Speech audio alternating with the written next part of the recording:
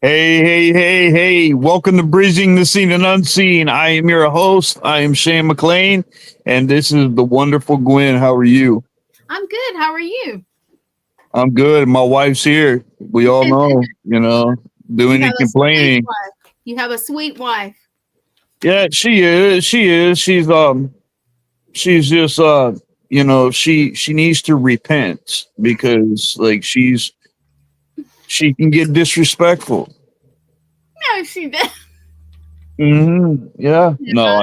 I'm just playing. I say that to her all the time, but it's good. What'd you say? She's rolling her eyes. Listen. She has threatened. She's literally said. She said, "If you go to sleep tonight, watch out because I'll shave your eyebrows." Do you know what it's like to think that a little 5'1" little woman coming in your sleep and shaving your eyebrows? Oh my god, you do it, Angie. If he gets out of hand, you Don't just say do no, it. no. We are not having the She Woman Man Eaters Club in this house tonight. Oh, we No, love you, Shane. We love you. I hope so, man. Now I got two of you talking about my eyebrows. Oh my gosh. But guys, listen, tonight it is so good to be here. Anybody that's been watching the show, we have been doing this series on the Enfield haunting, and last week was probably one of the best podcasts that I've had. Some of the best guests, and of course, all of you that watch, you guys make it really, really good. But they're back this week too, and so let's bring Jay and Mackenzie Yaples on. Hey guys, what's up? Hey, Welcome back. welcome back. I'm so glad to have you guys. Last week was such a good podcast, and I mean, I felt like we covered a whole lot, and we got a good idea of who you are, Mackenzie, and we love having you there. And so again, welcome back. Yes. Thank you. I'm really glad to be you guys on again and Yep. really welcome for you guys. I Yep. hope you guys are doing a great day. So let's see. We left off last week. You were telling me, not only about yourself and everything, but you growing up in that house, and we said that some people get into the paranormal. Uh, some people buy their way into the paranormal, but you literally were born into it, and I'm just curious, about that because, you know, did you have, were there a lot of people growing up that wanted to be in your house with you, or were they scared to be in there with you? Oh, for sure. I had quite a bit of people, ask questions and definitely, skeptical of it because, when you're hearing that stuff, especially being younger too, and you're getting asked all these questions, I'm like, being and growing up with it is definitely a different experience and explaining it for sure. So when I'm trying to explain it to them, they just either look at me like I'm either crazy or like they don't even want to step foot in the house at all. So Yeah. But how does that even happen? Like, what would, like trying to explain it, say you meet somebody new and you guys become good friends, like how do you just kind of bring that into the conversation? It's normally starts with hi Mackenzie, then it's like goodbye Mackenzie. yeah, usually Yeah. I wait a little bit, try to feel like the area and everything, and see where like how their personality is and how their hobbies are and interests, and then I usually kind of like slowly let it out and like start like asking little questions, and then I just let it out and see what happens to their response. Sometimes it ends up well, and sometimes some people are like, yeah, we can still hang out, but I'm not stepping foot in the house. So. I can imagine. I mean, like, did you ever have like sleepovers? Oh, sure. I had many here, and I had a lot of people actually leave in the middle of the night because they had so many things going on. Like, this is probably the last sleep I've ever having at your house. probably have it at the other person's house, but not at your house ever again. So. Well, tell us about some of that. Tell us like say remember a sleepover that you had or whatever, something that somebody experienced there to make it to where they'll never do that again. So we had a sleepover once, and it was maybe 5 of us there. And someone was asking about the paranormal equipment and everything. So I decided, to bring some out because someone was curious. And we got a couple of things, but it wasn't much. So we stopped it and we started having fun. And it was time about to go to bed. It was maybe 2 a.m. And like I sleep pretty good through this stuff. Like I don't really hear much unless it's like really like noticeable. But my friends were like, Kenzie, how the hell do you sleep through this? Like we're hearing like scratching on the walls, we're hearing like banging, we see shadows and everything. And they're like, you're definitely a strange kid sleeping through this stuff. I'm like, well, I'm living in this house for 18 years, so you kind of get used to it. But yeah, some of the people really have like their name calling, or like when they go to the bathroom, they get an eerie feeling of someone's watching them and everything. And it's just kind of hard to like make them feel like safe or like it's okay when you can't really deal with it and see and tell them like, hey, leave them alone, because sometimes some of the spirits really don't want to listen. So a Now, lot of do you have like do you like try to encourage people to like do you tell them say hey just don't pay any attention or anything like that or is it or did people like just accept the fact that was going on? It was both ways. I mean, I tried telling them like, hey, it's okay. You set your boundaries. If you're ready to go to bed, say like, hey, this is my bedtime. You guys gotta leave me alone. Everything. And some of them were like, it's okay. It's there. We have to acknowledge it. We gotta sleep through it. Some people really didn't sleep. So now lately, when I'm at sleepovers, I'm usually the person that's usually up through it. So just in case no one really like gets too scared. Mm. I think the most strangest sleepover when they were little, like I said, we used to pitch a tent upstairs, and when the renter side here was vacant, we would pitch a tent. One of the things that happened is they were so terrified. I mean, what kids were left, they were so terrified because what they were seeing was a shadow going around the tent of like something trying to look in, and they could see the outline of the head and the torso. And I mean, could you imagine that though, being a little kid and you see some kind of shadow man trying to come into your tent? I would have soiled my pants. Mhm. Yeah, that's pretty terrifying, really. I think, and I've worked several cases to where when I talk, I try to talk to the kids in the family and things like that, and I've seen several to where the kid has like drastically been affected by the issues that are going on in the house. And I mean, how that has it affected your life at all, or has it gotten to where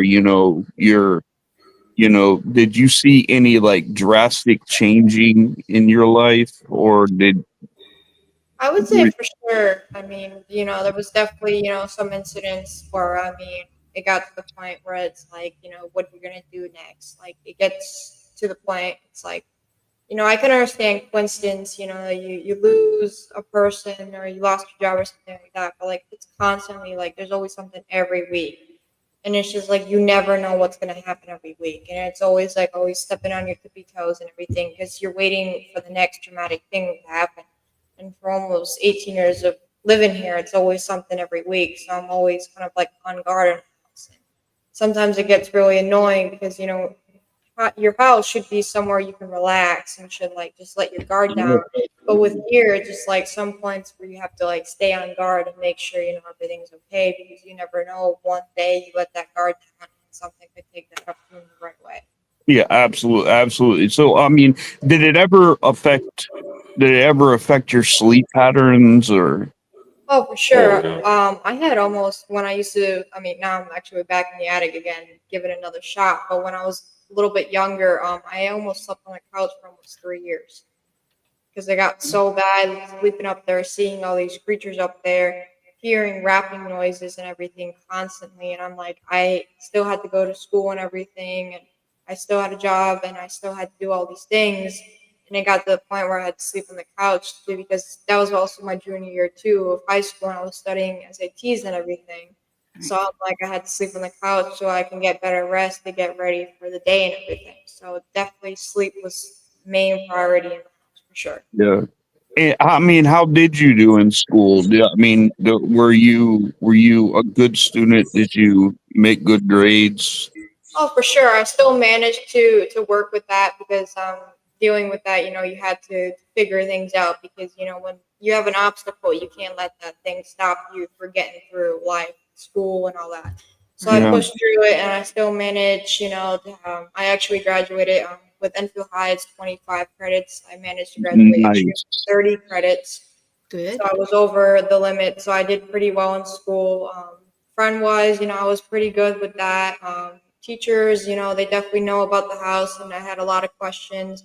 I actually had a teacher brought me in actually one of the classrooms to actually give a lecture about the book and what we do and everything. So I think it was pretty well in school for sure. Dealing with the paranormal wasn't actually too bad in school. So. That's see now having that kind of support, that's incredible. But I can tell you, like for instance, like I'm from South Carolina, and so is Gwen, and she could probably tell you, there's like we like to call this like the Baptist capital of the world. Yep. You Bible know, Belt, that kind of stuff. this is like the Bible guy, and like say a kid were to have like a haunted house or something like that there, like if the parents didn't do something about it and that kid started getting affected, Mhm. they would literally try to take the kids away from the thing. Mhm. Holy crap. I'll tell you how it is here. I denied a lot of my gifts and things for years, and I wouldn't tell people stuff I saw or happened to me, paranormal wise or supernatural, whatever, however you want to label that, because I was told as a child, Mhm. you can't tell anybody, and a firm, very you don't tell nobody thing. I mean, Yeah. and so up until a few years ago, I didn't. I think we have a question. Let's see, Mackenzie, being younger, what's the most bizarre thing you have encountered and how did you deal with it? And that's from Sean. Yeah. I would probably say, living in the attic, I definitely seen some crazy things. One night I was on my laptop, I'm getting done with an essay and everything. It's pretty late. And all of a sudden, on like the side of my screen, I saw this most hideous creature I've ever seen. And especially, I was about 16 and like I've seen a lot of things in that house. And I was actually about to I ran downstairs to my parents' room. I'm like, I'm not sleeping up there ever again. Like that was the point where I actually felt shaky inside and where I was like, you know what, this is like more of not a fight moment, it was more of a flight, go down the stairs. And I ran down like, Mom, I just saw this most hideous thing upstairs. I'm not sleeping back up there. I said, and I actually took the most smallest room in the house just to get some better sleep because I had a whole attic upstairs. I had everything up there. I made it perfect. I'm like, jeopardizing the sleep, I can't do it, especially with the things up there. So I decided to move downstairs. So that was probably one of the craziest things I've seen in the house. Well, do you know what it was that you what did you said one of the hideous things? What I mean, what was it? I mean, it had it was more of a baldish head, but it had some fur out of it, and it had a weird eyes, actually big eyes and sharp jagged teeth. And when I see that, I was like, you know what? I can't do this anymore. I was like, you know what? This is where I gotta draw the line. I'm like, I can't do this anymore. It's the No, point. yeah, no kidding, no kidding. Yeah, I'll never forget. I I lived with this girl that was like my sister for years, and we lived down this dirt road, and this dirt road was literally almost 3 miles straight back, and it came up to a clearing, and there was just one solid lot right there with a double wide mobile home on this lot, and we were moving stuff in. It took us a long time to get down the road and everything. 2:45 in the morning, we hear knocking on the back door. Oh wow. And we're like, are you know, that can't be, you know, and it was raining outside, it was thunderstorming. There were puddles all in the yard. I mean, it was just ridiculous. And so we walked to the kitchen and we had the lights off and we looked out the window in the kitchen at the door, and there was this little girl. Oh wow. She was standing there with hair in front of her face, wearing a white shirt. She's wearing these cutoff shorts, no shoes, as pale as you can get, as pale as you can get. And she knocks again or whatever. And my sister's like, don't answer that door. And I'm like, oh, trust me, I'm not. And this is the first time we turned around and looked back again, and she looked up. And guys, listen, that's the first time I have ever seen a black-eyed child. Mm-hmm. That's Oh, wow. definitely scary too. When you see something out there looking at you like that, it's like, you know what, you don't open the door, you shut the shades, you go back. And the thing is, it was staring. It was she was staring at us, and then so the door from that window is literally like maybe 5 feet. So we shut the window really quick, and we went to the door, and they had the door window, and I looked out, and there wasn't anybody there.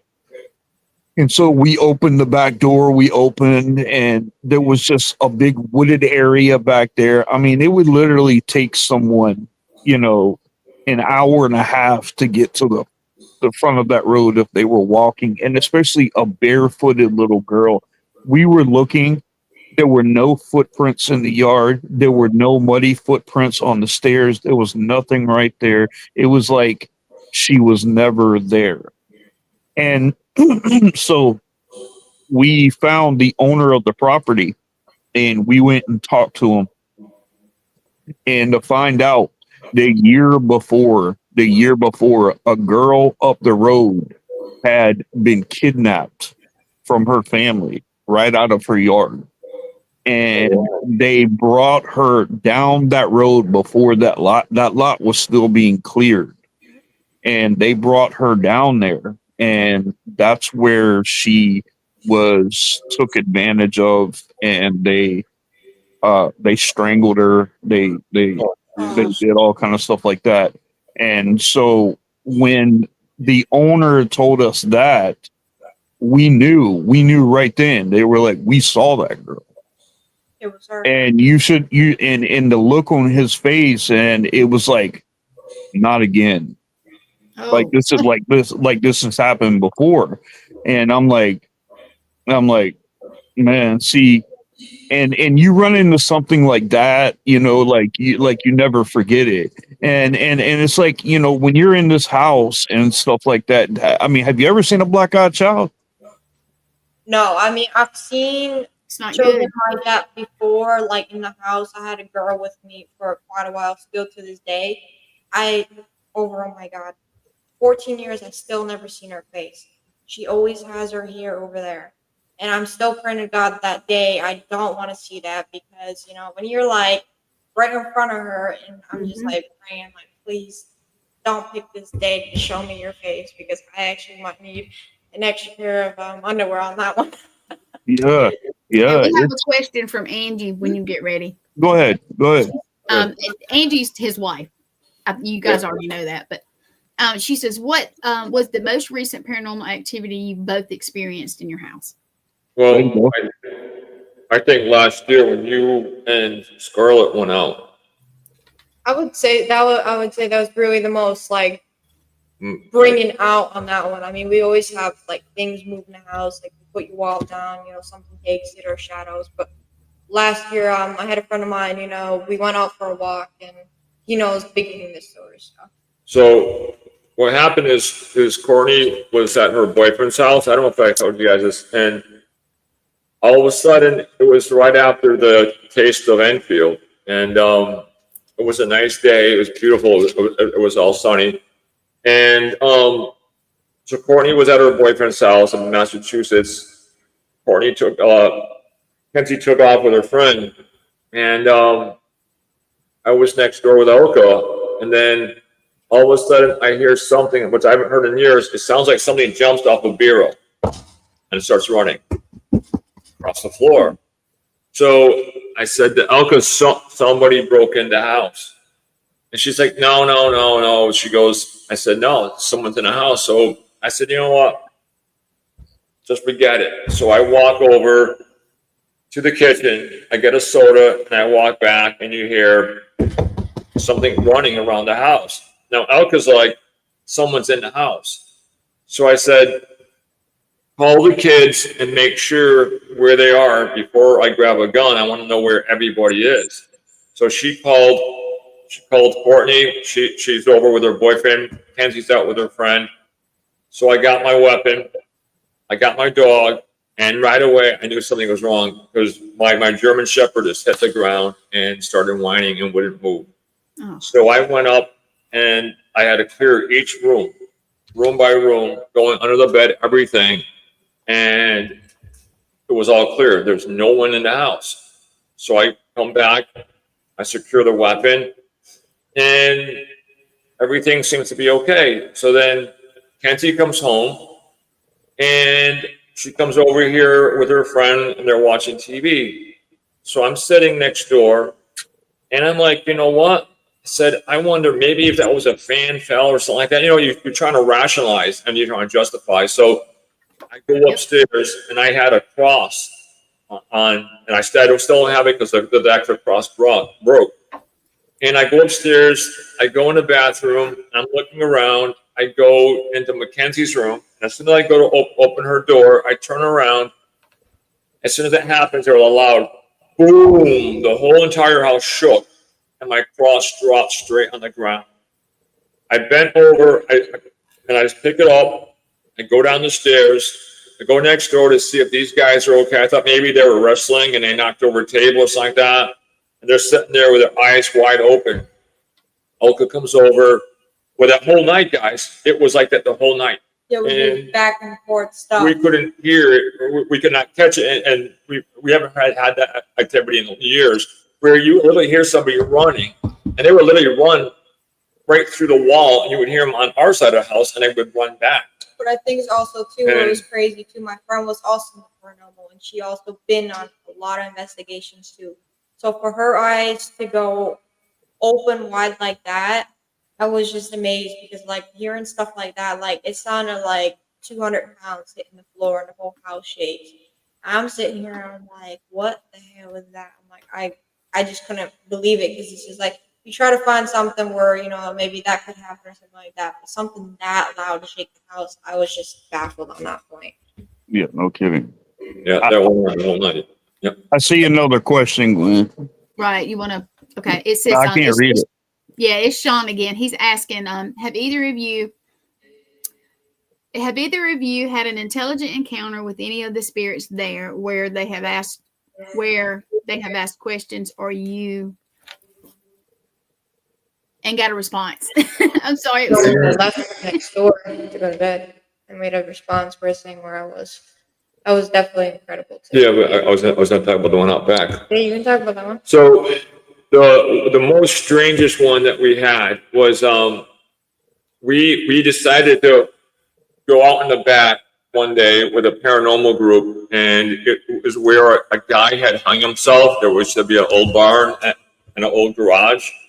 So we never really investigated it before. So we were there with our friends, and they're a really good paranormal team. So Teresa, I figured, I didn't want to say anything to anybody, but I figured they would pick up the guy who hung himself. I figured, well, if there's death energy, they would pick up on him. So all of a sudden, it got really weird. All of a sudden, we're sitting around, we have the recorders, everything. Mm-hmm. And she's got 1,000 robs. And she says, is there anybody here? And it spells out Thomas. So she goes, does that ring a bell? I was like, And then all of a sudden, she's asking Thomas how he died. He goes, gunshot. I went off the chair. I was like, oh my God. And Then he says that, it was in the morning that, and now what nobody knew was there was a family that lived here from 1963 to 2001. One of the sons was a Glossary police officer, and the story goes he went down. His name was Thomas Gadarowski. He went down to the locker room that morning. He walked into work. He said good morning to the watch commander, to the supervisor. He went down, sat down. Supposedly just pulled out his service revolver and shot himself in the head. Oh, wow. As that's happening, all of a sudden, I'm sitting there playing my phone, and they're doing their investigating, and all of a sudden, Paul comes over. Paul, right? And they're like, "Who's Paul?" And like, now my face is getting really whacked out, right? I'm like, "No way." And they said, "Why? Who's Paul?" I said, "Paul was the father."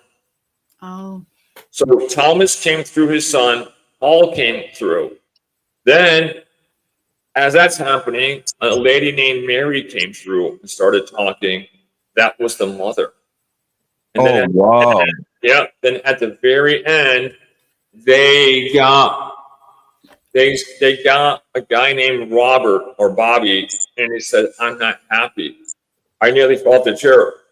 That was the guy that hung himself. At the very end, he comes through. Almost the whole entire family that got wiped out. Thomas was, and I was surprised Thomas was the first one that came through, because he was the one that shot himself. And I thought Robert was going to come through. And then it was weird knowing that Paul came through. And then Mary, the mother, came through. And then at the very end, I think maybe Robert was maybe shy, then he comes through. So that was probably the most intelligent, where we had verification, and they had no idea who these people were. They were like, "Who are these people coming in? Who are these, people asking questions?"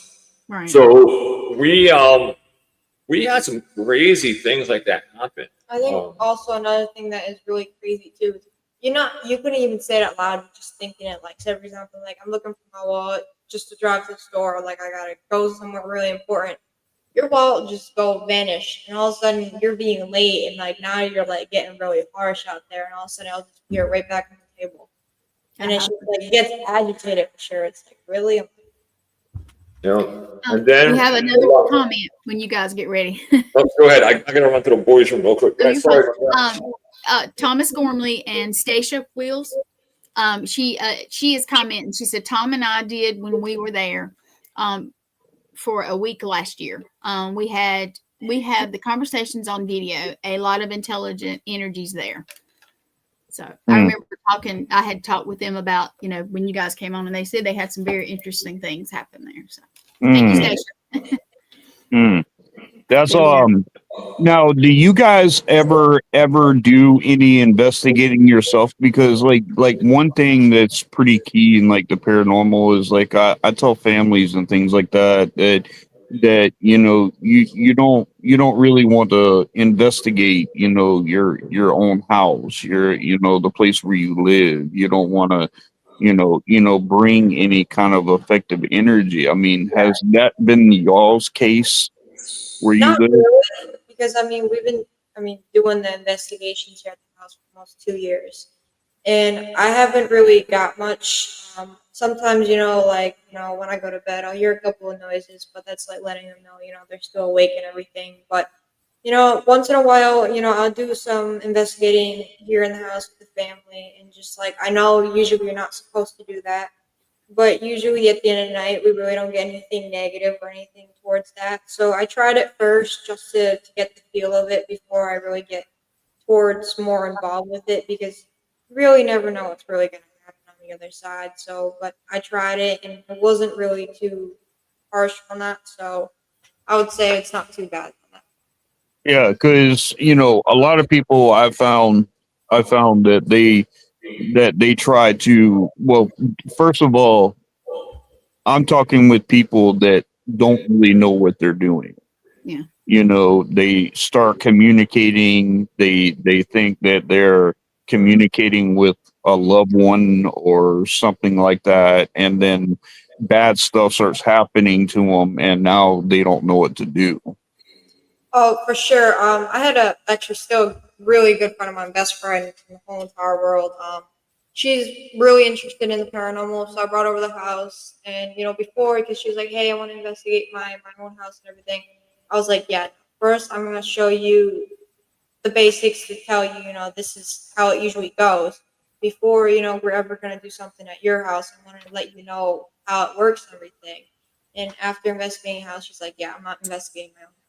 So now when we go places and everything, because I see so many things, she tells me, she's like, "Kenzie, you better cut your weird crap out. I don't want to hear anything when we're out. I don't want to hear you telling me I'm seeing things because I want to enjoy the night. I don't want to get too scared." So I'm like, usually I'm like, I zip my mouth on that point and just like, and she looked at me, she's like, "I know you saw something, but you keep your mouth shut on that point. I want to go to sleep tonight." So Yeah, Yeah, no sometimes you kidding. just have to let the normal people just have a day. yeah, that's why I just let it loose. I'm like, nope, I didn't see anything. I didn't hear anything. And she knows, I know, but she's like, I just don't want to hear it. I don't want to hear it when I'm at my house. When we go out, there's an important time for her, but some points you just gotta let the normal people, like you said, Gwen, take their day on that. So I have a question, if you don't mind. I don't know. I know you guys have been in this for so long, but they say once children hit puberty, not trying to embarrass or anything, that sometimes the energy amps up. So, and being that you have I don't know if it's identical twin sister, but you have a twin sister, correct? Yes, that's right. Okay. So, I mean, both of you hit it at the same time, and did the energy and stuff change? Like, oh, for sure. I mean, you could definitely, pick it up and definitely, getting a hit through the age, you start remembering a lot more too, And I remember, we had a lot more shadow figures, a lot more voices hearing and everything. And especially, like I said, like the sleep part, everything, everything just came at once too. And especially not just doing it in your own house, but when I even go outside of the house and just go to the store, or if I'm having fun with the family, everything, we'll actually see things. And like if I see something, I won't say much, but then my sister gives me a look, and then she saw the same thing. So then I'll know there is actually something there. Yeah. But for sure, that's definitely on that point where puberty hit, and that really kind of like the gates just open and just stays on that one. So I'm really glad to have wonderful parents that really accept it for sure too. Yeah. I have a question about the house. Now I've never been there, but I would love to one day.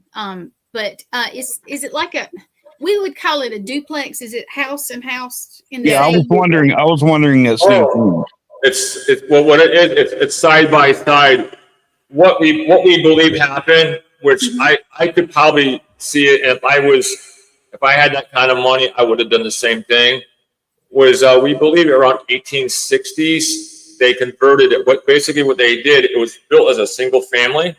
Yeah. And what they did is there was a gentleman that actually lived here. His name was William Lydell, and his son was off fighting in the Civil War.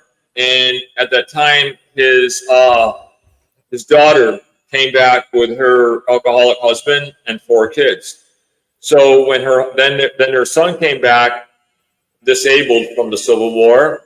So what happened was, I mean, could you imagine everybody's running around the house screaming and yelling? I think he just got a hold of a contractor and they split the house right in two. And then they said, "Marion, you go on this side with your kids, and I'm going to stay on this side with your brother and mom." So that's how we believe that's how it got split, because the middle window of the house, I had to put plywood there because when I first moved in, you used to be able to take your hand and literally go right around to the other side of the apartment because the window never got taken out, and they just had it split halfway through the middle. Thomas Gormley made a comment. He said, crazy history of the house is that there had been 4 sets of twins. That is correct. I mean, it's definitely crazy over, 254 years of history having 4 sets of twins in the house. I can understand maybe 1 or 2, but 4, I mean, that's just really, it's kind of hard to push it inside. Now, were you guys living there, or were your parents living there when you guys got pregnant? No. Here's one of the weird trivia questions that we tell people. Out of 254 years, how many babies do you think were actually conceived in the house? I'm thinking 0, but my brain wants to say probably more. Shane? 1. 0.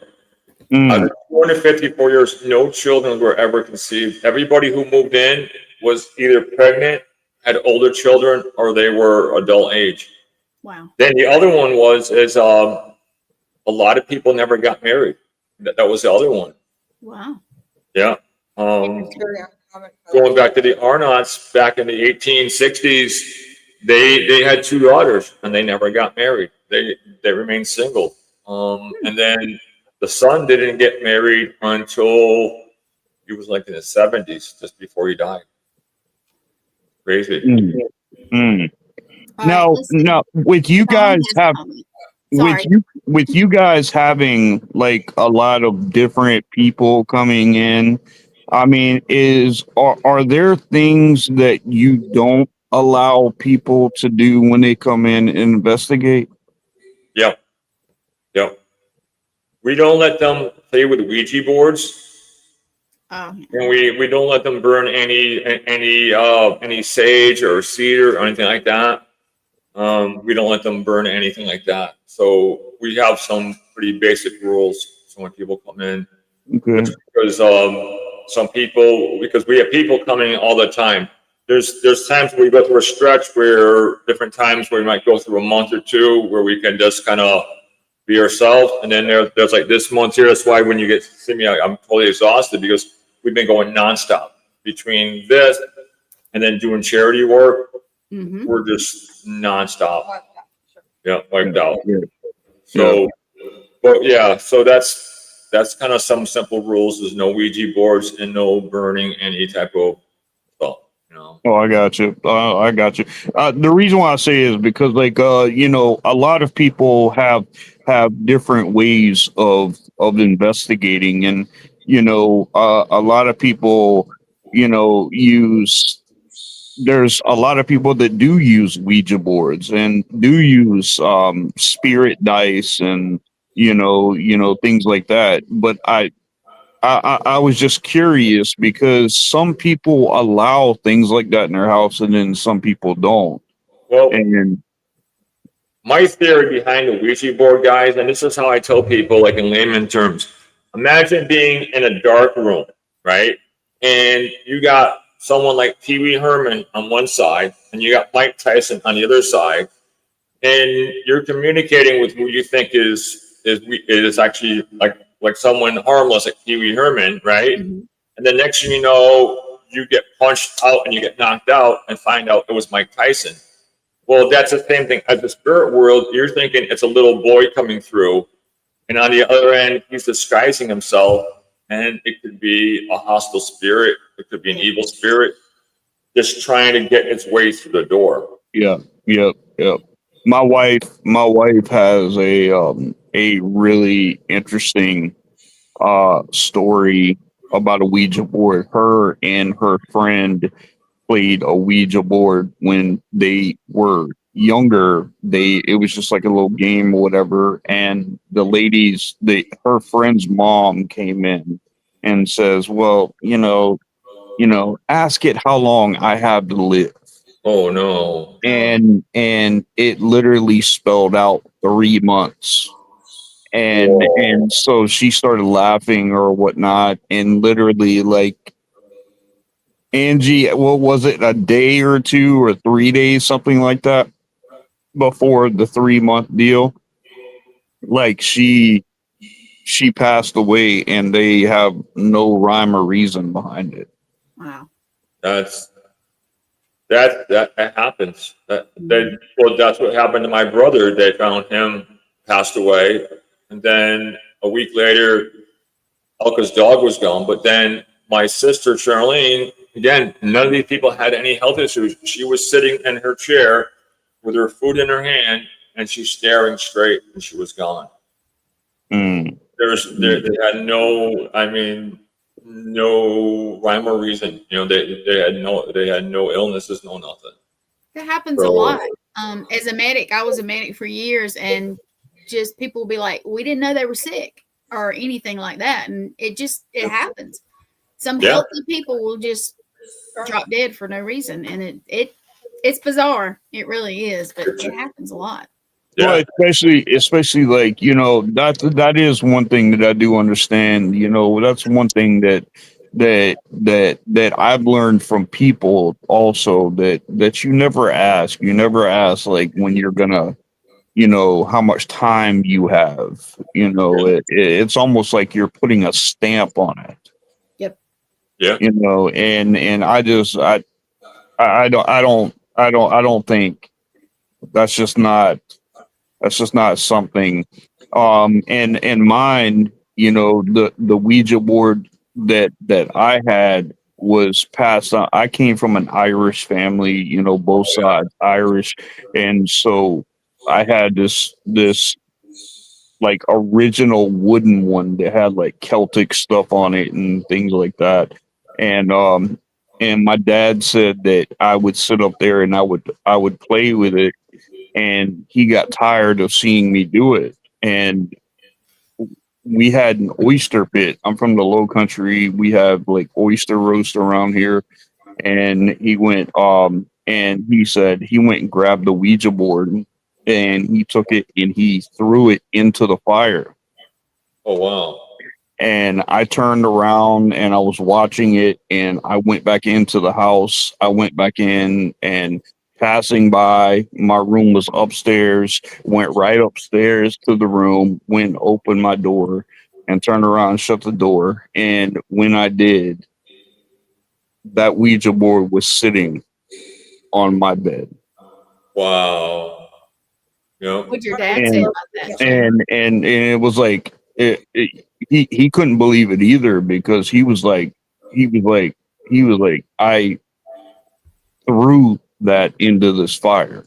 Wow. That's crazy.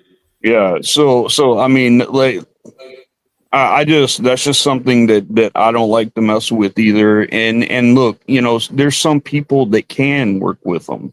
There's some people that can work with them, and if it does work for you, then it works for you. That's just definitely something in my life and in my spiritual journey that I have that I'll never deal with, or never, like, allow that into my life again. But if it works for some people, it works for them, man.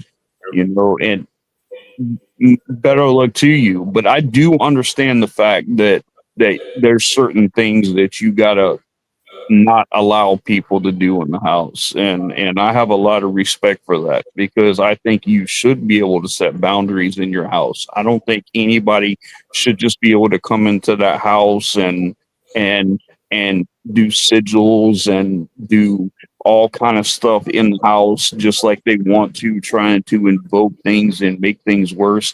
Have you guys ever encountered that? Have you ever had somebody where they come in and they did something to where the activity or something in the house got worse for you guys?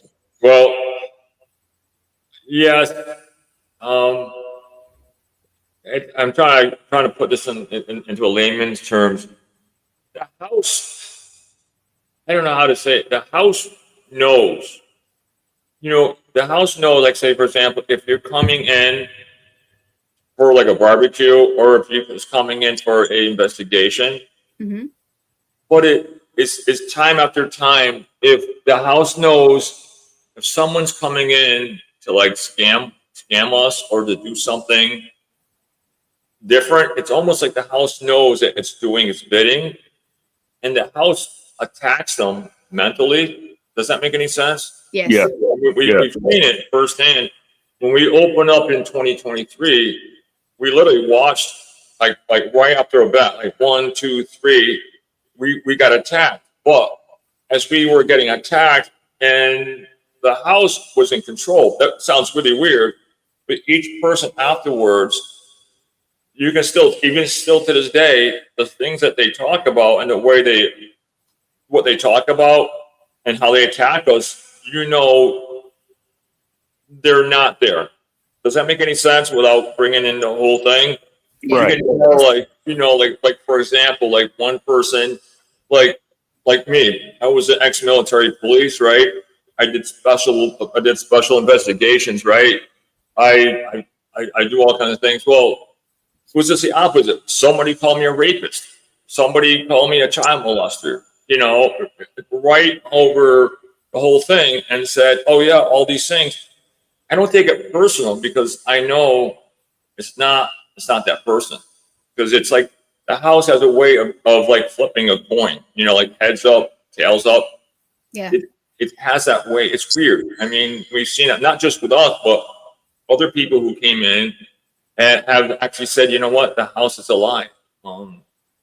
We had a gentleman, Orlando, came in, this guy, Orlando, and he made a mistake. I don't know if I told you guys about this. It happened to be Joe's ex-partner, and he made a mistake. And during the heat of a battle, he said to this entity, I'm tired of you picking on women and children.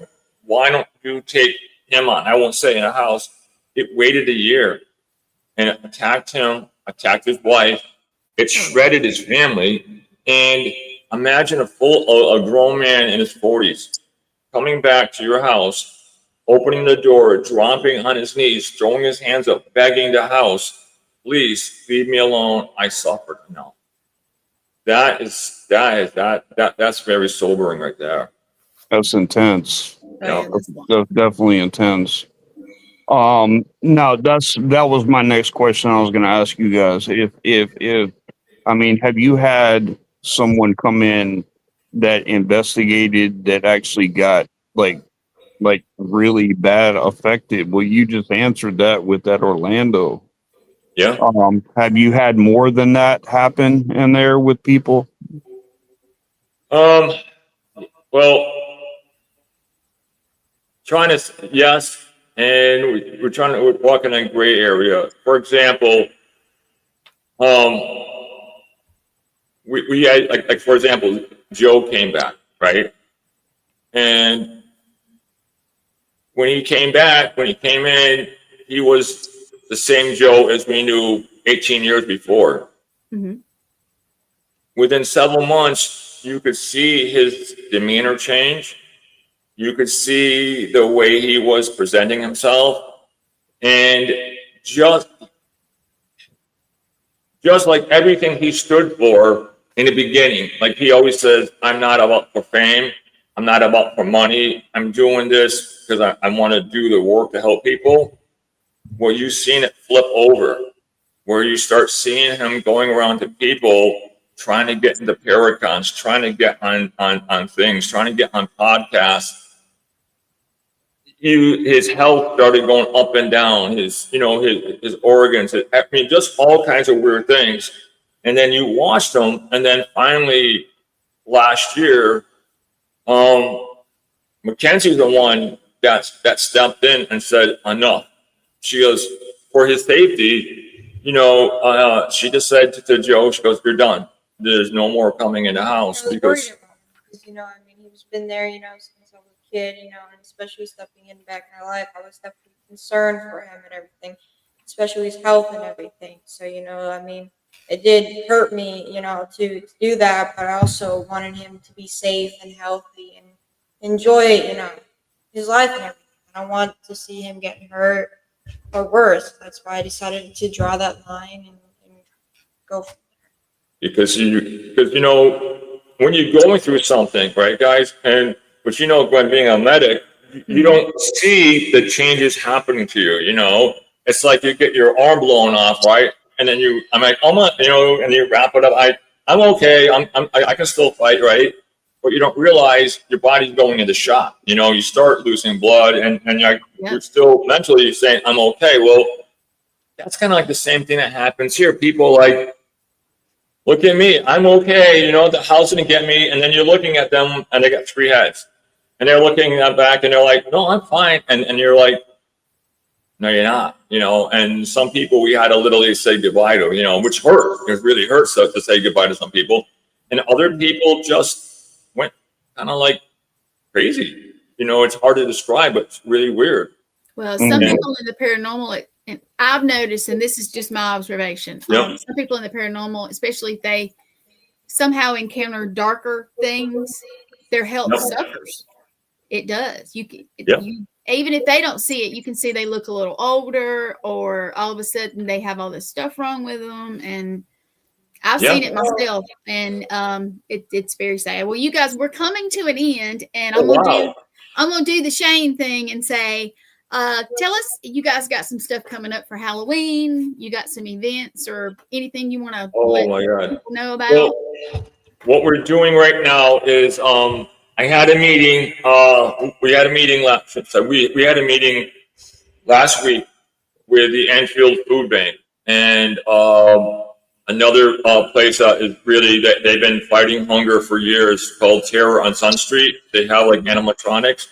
So the lady from the food bank came over and she said how many thousands of families are still in need. So we joined together with them to stamp out hunger. So we've been doing like events like at places nonstop, and then at nighttime on the weekends we're going over there and we're setting up a table and we're offering raffles for a investigation over here, and we're offering $5 off to anybody who brings like a non-perishable can to any of our events, and we're trying to raise money and awareness. So we're doing that. Then this week Friday we got Global Ghost Hunt coming in, and I think then we're supposed to go down with some of our friends to a haunted location for Halloween down in Pennsylvania. So we are like nonstop. Yep. Sounds like it. Now, do you guys, this time of year, this of course is probably going to be, pretty busy. With you having a location like that, is October like a really stacked month for you guys? Sure. It goes up and down. We had Octobers where people thought we were busy and never came in. And then it picked up up in December. We were like nonstop in December. It was really weird. Yeah. And then January came and we slowed down, and then we picked back up in March. So you never know. It all depends like the season, though, whatever the paranormal's going through at the time. Yeah. So just tell everybody how to get a hold of both of you, so we can go. And I want to finish this series, so I figured if it's okay with you guys, I'd like to have you on one more time to really finish, everything out. And I believe that this has been a really good, interesting series, and I think it needed to be out there. And it's been a pleasure doing this with you guys. It really has, guys. It's been a pleasure. And I missed some of them. Yeah, I missed some of them because I was traveling, and I apologize. But it's been great. And if your wife would like to come on, or your I would definitely like to hear. I'd definitely like to hear from your wife. If they're comfortable with it, they have to be. That if they're comfortable with it. If not, we understand. We do. We totally. I know she wants to come on. She just wants to. Today, my other daughter, she brought everything back home. So right now, Elka's running around. So we got that going on, and you guys know, having kids is crazy. It's like, I have 2 girls. I get it. So you never know. With my twin, for sure. She takes the craziness for both of us. I try to be more tamed down, step up for the adult role and everything. Yeah. Try to help out as much as I can, but definitely a wild child for sure. I love her. So how can people find you guys? Tell everybody how to find you. So definitely, our Facebook site would definitely be the most thing. Private message us or email the haunting. The Enfield House. Yeah, the Enfield House. And our email, the haunting enfieldct@yahoo.com. Or give us a phone call at 860-698-9535. Yep. That's amazing, guys. Well, I wanted to thank you both for being on. It seemed like the time flew by today. I don't know what happened there. Last week also. It did. I tell It you. went by like that. but it flew by. But I really appreciate having you guys on. You guys are amazing people, and I really love speaking to you guys. So we'll do it. We'll do it another time, and let's see if we can. Let's see if we can, end this thing, on a good, because I think Enfield deserves to have a series like this to where, the whole thing's being able to put out. Yeah. Thank you because guys. it Really could go on honored. forever, because I forgot where we left out that one time. I think we just got done talking about the priest coming in. So yeah, there's so much more, but yeah, I mean, Yeah. I'm glad that Mackenzie came on, and we have to get Elkin in. Yeah. Yeah. Yeah. Well, we'll definitely do it again, and we'll finish up where the priests and everything like that, and then we'll get some words from Mackenzie and Elka and all them. Yeah.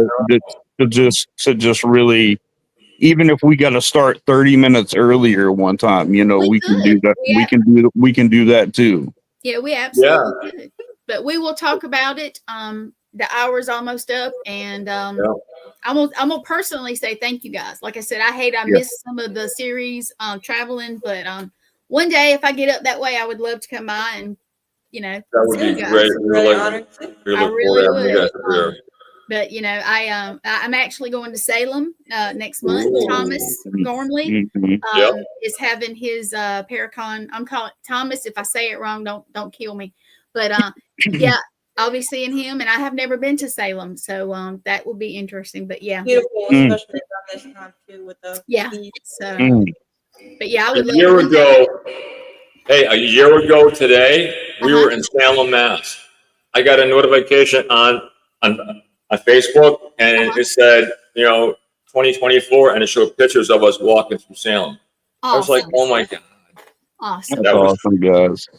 Well, I wanted to thank you guys for coming on again, and let's do this again, and let's continue until this thing is completely done with. But I really appreciate you guys, and thank you for coming on, and thank you for just being amazing guests. Yes. Mackenzie, you're awesome. You're phenomenal, and I love speaking with you guys. And Jay, thank you very much.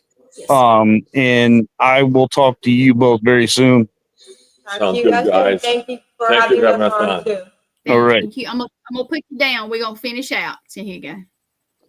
Well, that's They it. are- Well, that's it. They are wonderful people. I love having them on, and I do believe Enfield deserves to have their story told the right way.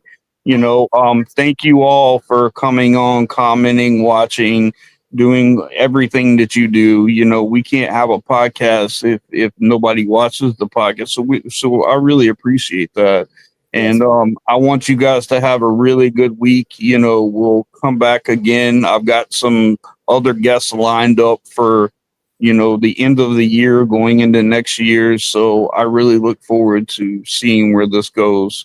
But you guys stay safe, be blessed always, and stay spooky, people. Peace.